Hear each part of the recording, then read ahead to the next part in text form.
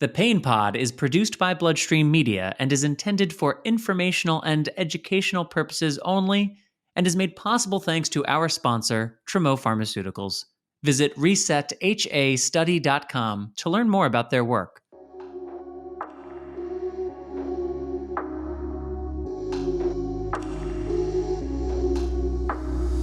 I think that with every sport, there's a certain level of expectation. There probably would have to be some deprogramming for me to go and seek help. What are your goals? We've all heard this before, right? I consistently set goals for myself, and most recently I set a goal to write a new play in 1 month. But in order to reach that goal, I had to commit to writing 1 hour every day. To fulfill this meant I had to get up earlier each day. And if you know me at all, this isn't the easiest task. Don't get me wrong, I love mornings, but getting up earlier to do work, well, that isn't exactly my cup of tea. No, I like coffee and snuggling with my fur babies. But I reminded myself that if I started committing to this behavior every day, I would actually be closer to achieving my goals. Motivation. It's a process that initiates and maintains goal-oriented behavior, basically explaining why a person does something. My desire to finish this play in a month initiated and maintained my goal-oriented behavior of getting up earlier to write for an hour each day. But this is where expectations come into play. Pun intended? Although I got up early, wrote every day for an hour, sometimes more, I still wasn't able to reach my goal. I was very close, but still no cigar. Eventually, I did finish the play, but I couldn't help but feeling like I had failed. I soon realized that my expectations, motivations, and actual goals weren't in sync. I had set out to write a play in a month, but why? The thing is, I wanted to write a new play to boost my creativity and get back to exploring that side of my brain, but I got lost in the process. My motivation got skewed and my expectations were all out of whack, for a lack of better words. The glory of finishing this thing in a month became greater than the reason I even started. In our lives, we set goals that motivate us and our behaviors. These goal-oriented behaviors can have an effect on our lives in a positive way. Look, I now get up early and write every day. But sometimes, they can have a painful effect on our lives.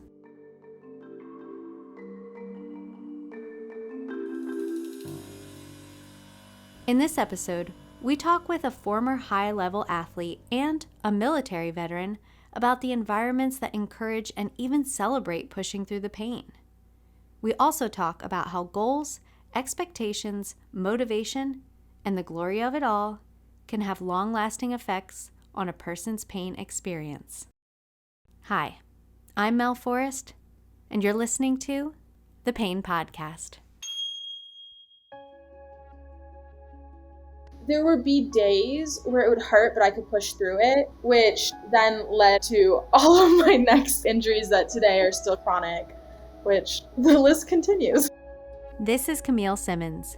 Now professional photographer, Camille used to be a high-level college athlete who competed in the sport of fencing. My name is Camille Simmons, and the most chronic pain out of all my chronic pain would be my hip injuries. In 2016, Camille was part of the Temple University fencing team before medically retiring in 2020. But her fencing and athletics journey started long before college. I would think that I didn't really have a choice to be an athlete. My mom kind of made my brother and I pick a sport when we were really little. She said, you have to do something, doesn't matter what the sport is, but you can't stay at home sitting in front of the TV doing nothing. My brother wanted to start fencing because his best friend fenced. And my mom kind of just was like, all right, you're going to go fence with him. It took me a few years to fall in love with the sport. Probably wasn't until around freshman year of high school that I realized this sport could take me places. As children transition into adolescence, motivation, goals, and expectations change, especially in competitive sports. Engaging in athletics on a higher level can have many positive effects on adolescents and provide opportunities later in life, like college scholarships. My brother, seeing how successful he was, I didn't really think I could be at his level, but I knew that if I just pushed myself, I could get something out of it. No matter what they tell you, teenagers are still growing, mentally and physically. But so are the expectations in competitive sports, which means there's a higher rate of injury. I started getting a lot of back pain around like 16, 17, which everyone just assumed it was because I was a young adolescent girl. A lot of us get back pains because we're growing and we're becoming women. Children and teens are expected to incur some injury in their lives. But as parent and pain advocate Donna Sullivan shared in episode 2, there's a common misconception that children and teens are resilient and bounce back easily from injury or pain. This isn't always true. It wasn't really addressed very well. This was already like 3 years of some back issues that my mom realized, okay, it's not really normal to have back pain like this. This isn't an average complaint. I went to the doctor and they did an MRI and saw that I had Spondylolysis occurs when a problem in the spine causes a small crack or fracture between two vertebrae. Spondylolysis causes back pain, but is treatable, usually without surgery. And treatments such as medication and physical therapy are most successful when started early. There was a slight injury to my back, and if you catch it in time, it's fixable. You just do PT. I didn't fix it right away, so it took a little bit longer. There would be days where it would hurt, but I could push through it, which then led on to all of my next injuries that today are still chronic, which the list continues. Then I went to college, and I'm not exactly sure how this happened, but I ended up injuring my wrist. It was just a lot of overworking it, because I went from fencing in high school to then going into a college program where you have mandatory weightlifting, you have practice, and I came from a very hardcore fencing club. We proudly say that we're the best club in America, which we will believe is true until the end of the day, but we are one of the top ranked clubs, so we have a very rigorous program. But adding that weightlifting, definitely, I wasn't used to it. My wrist started hurting. We got an MRI. I tore my TFCC, and in that diagnosis, they realized my ulna bone, which is the outside wrist bone, is significantly shorter on both arms, which means I'm predisposed to wrist injuries. Having a TFCC or triangular fibrocartilage complex tear is not good for anyone, but especially not good for someone who fences. I got diagnosed around December with a potential TFCC tear. So I scheduled the surgery at the end of the season, so March. And through this time, I remember very distinctly, I went to the athletic trainer and I said, hey, my hip has been hurting really badly. It feels like I did a crazy hip workout, but I haven't. I didn't want to complain about it too much. In high-level athletics, a person is expected to push through the pain, so reaching out when they are in pain might be uncomfortable. One might fear being judged, criticized, or viewed as weak and given less opportunity on the team. And these fears and expectations are what prevent many athletes from coming forward about pain. That pain persisted until sophomore year, where I just finally said, it really hurts. Can we go to the doctor? Did MRI, labral tear. Camille had a labral tear on her left hip. A hip labral tear is an injury to the labrum, which is the soft tissue that covers the socket of the hip. This tear can be caused by injury, structural problems, or degenerative issues. Symptoms include pain in the hip or stiffness. A hip labral tear can be treated non-surgically, but severe cases need surgery. Junior year, I was coming back from that surgery and just had a lot of pain on the right side. If a person has a labral tear in one hip, it's not uncommon to develop a tear in the other side. Camille was now experiencing pain in the right hip, but there was a pushback when it came to her access to care through the NCAA.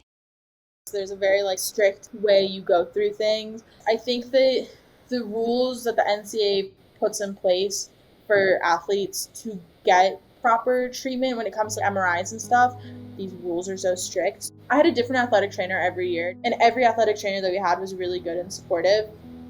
And they always said, I wish that we could just go get an MRI, but instead you have to go see the team doc, and the team doc is only here 2 days a week, and you have class at this time, and you have practice. It's going to be a few weeks till you see him.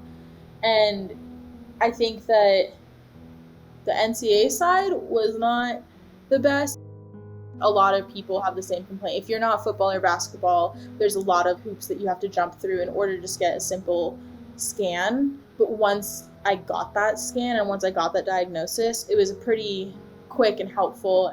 I think it's just hard because the NCAA is a business, and I don't want to speak ill about them because I love my experience of being an athlete, and I do think that there's so much support for once you do get injured, but it is a business. Sometimes the business and protocol of things doesn't necessarily have the athlete's health as top priority.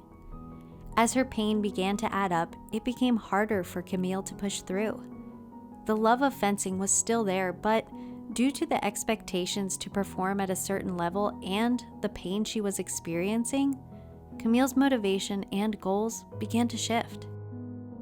Senior year, I came back in still saying I have a lot of pain, and I had to have a lot of conversations with my family and my coaches at home to talk about what is the best route. And I sat down with the coach at Temple after discussing this with my family, basically saying, I don't know if I'm going to be able to make it through the season because I'm in so much pain. And it's not just pain while fencing, it's pain walking, sitting.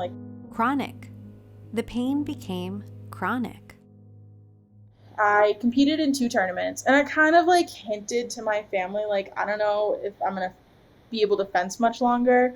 So my brother actually flew out to watch me fence. And then in that day, I could tell by the end of the day, that was my last day fencing. I think that with every sport, there's a certain level of expectation. With fencing, the expectation is you're going to be covered in bruises and you might twist your ankle every now and then. We're not known to be a very high risk, high injury sport. Through recent years and studies and just people I know, injuries are becoming more and more common, especially labral tears, ACL tears. And I think it's just the expectation through time in different sports changes. So fencing used to be super easy. Now I think everyone's just going crazy and training all the time. So the expectation of skill level plus physicality and then injury level is going higher. Since retiring from fencing, Camille has had surgery on her right hip for a labral tear and continues her recovery. She is now a professional photographer and recognizes that pushing through her pain and previous injuries now contributes to the daily pain she experiences outside of sports. People who live in chronic pain, especially athletes, speak up. Because when I was going through everything I was going through, there was really no one that was outspoken about it. A lot of years of putting a hard toll on my body, but it's definitely not an uncommon story. It's just not the one that you publicize when you say sports. Camille's story is not an uncommon one, but as she suggested, the physical toll of being a high-level collegiate athlete is not something we hear much about. Next, we change gears to hear from military veteran Matt Ulrich about his journey with chronic pain and what it means to push through for the greater good. But first, a brief word about our sponsor. My name is Patrick James Lynch, and I have severe hemophilia A. As someone living with hemophilia and arthritis in my joints, I know firsthand how difficult and debilitating chronic pain can be.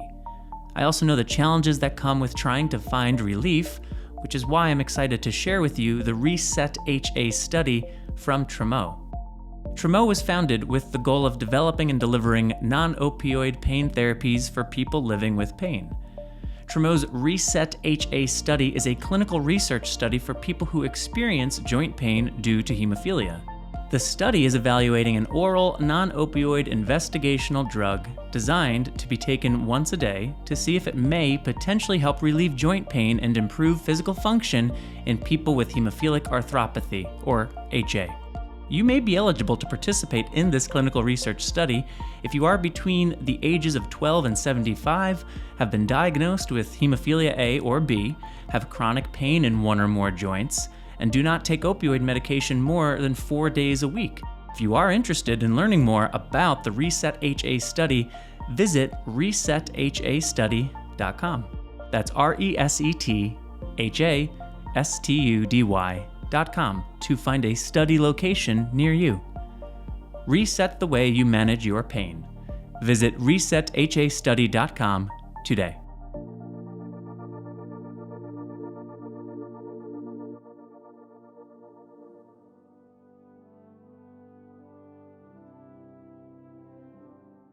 My name is Matt Ulrich, and I was in the military from 2002 to 2007 as an infantry soldier, so it was a very busy time to be there, to be in the military. This is Matt Ulrich, who served in Iraq and Afghanistan with the United States Army and experiences chronic pain today. I do experience chronic pain from my time in the military: back, knee, hip, your standard stuff from just having to carry heavy loads, do lots of things. Matt grew up in Dallas, Texas. He talks about his motivation and reasons for joining the U.S. Army. I joined right after September the 11th. I was 20 at the time. I'd been arrested a bunch and was in college, just really realized I needed something to change. September the 11th happened, and I didn't want to be in a perpetual cycle of just feeling like a loser. And that hero complex hit me. I mean, it was as if I was still critical of our country and our actions, but it was like my brain was suddenly red, white, and blue, and I was just stuck on joining the military. The choices we make can affect the trajectory of our lives. That day, Matt made a choice to join the U.S. Army, an institution that carries a certain level of expectations: loyalty, duty, respect, selfless service, honor, integrity, and personal courage. Matt expands on these and the physical expectations that would later contribute to his pain experience. So you already know that your physical fitness level needs to be high or high enough to a certain degree. They do it pretty early on in basic training, but they also have thresholds. You need to fall within a certain range of physical fitness. They're checking your mobility, your BMI, all that stuff. So they're setting the tone to let you know, like, hey, you're meant to be at a certain operational level. So from there, you could just naturally assume, probably pay for some of this a little bit later. It was the senior officials and the folks that were teaching me and guiding me or were in charge of me, not just in basic training, but beyond that, that continued to talk about these specific problems. And it blows my mind to think that right now I'm 40, and I had leaders who looked like they were in their 50s, and they were like 35, telling me, this is just going to get worse for you. The military often requires a person to mentally and physically rebuild themselves. Even though Matt had the knowledge that his body was going to be tested and he could potentially experience chronic pain in life beyond the military, being a productive member of his unit was the end goal. Pushing through the pain to be at peak operational level is key, but Matt expands on the reality of combat and what it means to address and acknowledge personal pain thresholds in high-stakes situations. I think movies actually portray this fairly well. If someone gets hurt, they are now a liability. Combat ineffectiveness, it's going to take about 3 other people to handle that one person. So from there, we do need to hear honestly from soldiers what their pain thresholds are and understand that unless you've lost life, limb, or eyesight, you need to get moving because you're a liability to everybody else. Now, moving could be like, okay, I'll cover you and get you back to the vehicle, but there is a part of it that you need to have a stiff upper lip and you need to toughen up. I'm sure that there's some old world thinking that by treating us like that makes it better for combat. Also in the infantry, you have a higher washout point if you push that threshold really high, so you can find out who your weak and who your strong ones are. And for some people, they feel that's a valid way to assess folks. And when I was in the military, I probably did it as well and didn't quite realize it. As we touched upon earlier in this episode, there's an expectation to push through the pain, especially within the military. Pain can sometimes equate to weakness, and this can definitely have an effect on a person's experience of pain.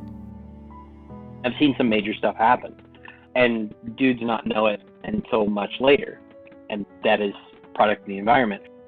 I had a friend once ask me, how can you just notice that you just didn't get hurt? Well, have you ever just gone for a walk in the woods or something? Or did you ever play sports and just suddenly after the game or after the end of your walk, or you get home or you're in the shower and you're like, why does that hurt so bad? Why does that hurt so bad? Institutional, systematic, environmental, and cultural factors, just to name a few, can affect when and how we perceive and experience pain. They also have an effect on our access to care. Every single company has their own medical block of medic folks. And then you also have a headquarters company that deals with all of those other companies, and then they even have more medical folks. Then on base, you have great hospitals, great facilities, at least the base that I was at, in Fort Wainwright, Alaska. I remember having wisdom teeth problems. I went in and they were like, we'll just take them all out, because I wasn't deployed at the time. You're not going to work this Tuesday. Make sure you have somebody pick you up. You'll get an entire week off. It's a pretty good system that's set up.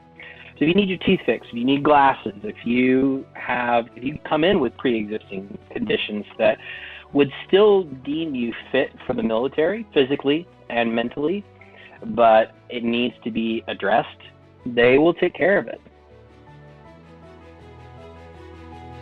A part of being at top operational level means addressing a person's physical and mental needs.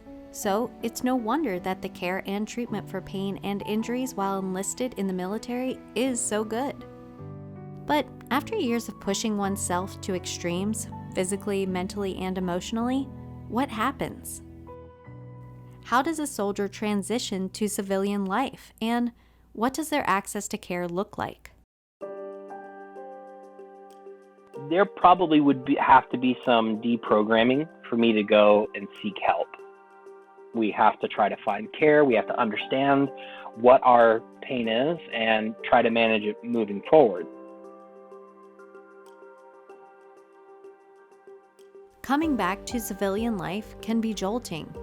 For years, a soldier will dedicate themselves to rebuilding and pushing their minds and bodies to the limit, acting for the greater good and mission at hand, all while being looked after by an institution that needs them to be at top operational level. Civilian life is different. There's a focus that's now on oneself rather than the greater good or your unit. And there's no institution dictating what you must do or navigating your access to care. You no longer need to be at top operational level, which can be difficult to digest or deprogram. Matt discusses his access to care and pain management outside of the U.S. Army.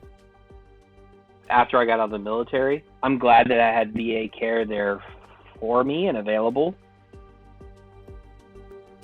VA is the Veterans Healthcare Administration, which is a form of healthcare provided to military veterans to cover regular checkups with primary care providers and appointments with specialists.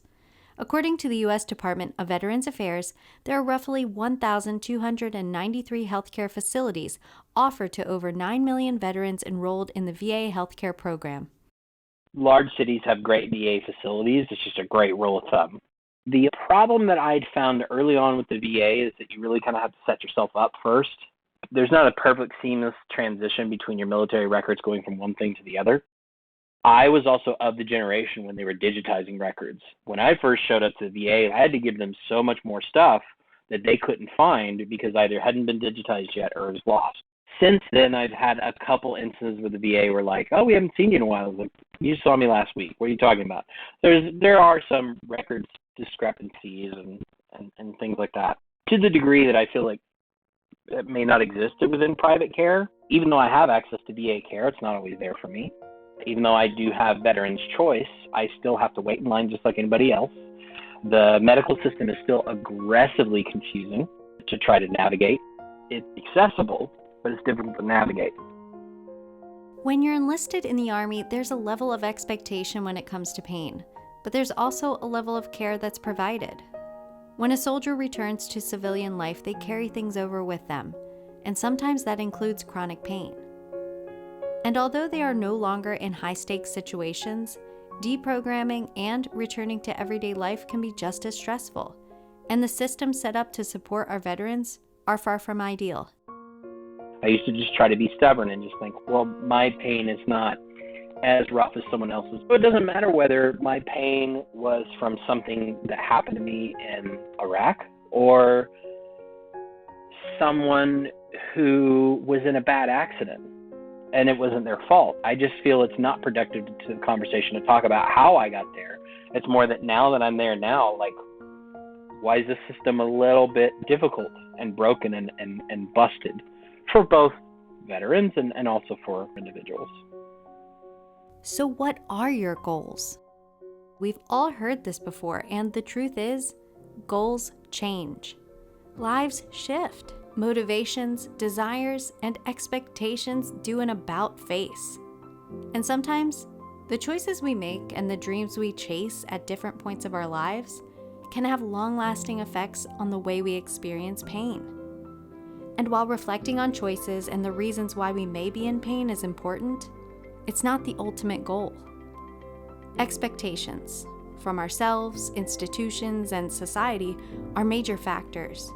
And by reframing them, creating a space to talk openly about chronic pain and providing adequate, equitable access to care for those not just in athletics and the military, but everyone, should be the ultimate goal.